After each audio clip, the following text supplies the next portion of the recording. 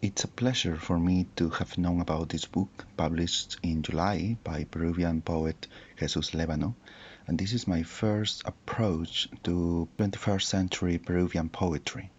You know that I am not really into poetry, and the little I know is rather traditional, but I gave it a try, and I have to say that I felt like when I leave a modern art gallery, a beautiful sensation, though what I would like to know is more than what I managed to know. I apologize if I haven't done anything so intellectual, but as I say again, that is not something I usually read.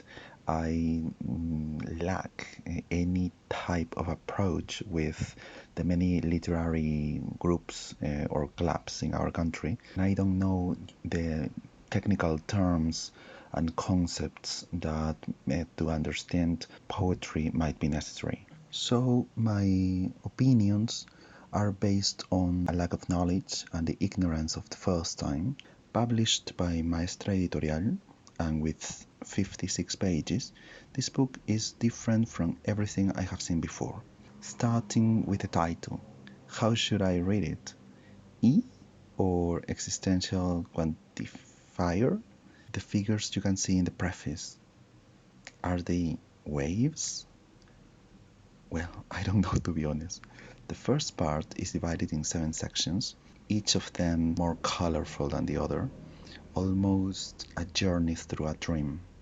There are some references to gravity, to his criminal self and his police officer self, to space and its complexities. I don't know if the fifth section aimed to be moving, but well, that was the sensation I got. I was a happy child. I have always been a happy child until poetry arrived. I can perceive such strength in the verses that I can hardly understand, yet I feel it so heavy, like a heavy cross. And I was able to see my body falling 6 meters in 25 minutes. And while I was falling, I spoke to God. Again, the epilogue on page 23 is rather image than text. The second part, which starts on page 25, is that a prophecy? What do the snake children represent? And what do the monkey children represent? Will the former be the owners of the world, and the latter will lose everything? Is that a metaphor?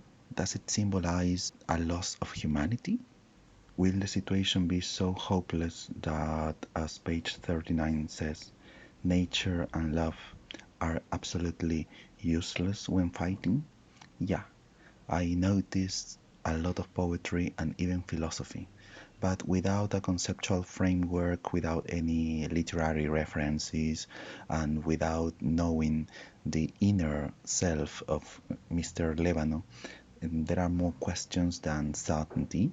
The aesthetics of the book is full of symbols. Many words are crossed out, vertical and horizontal writing, which make this literary journey even more like a dream and confusing in a positive way.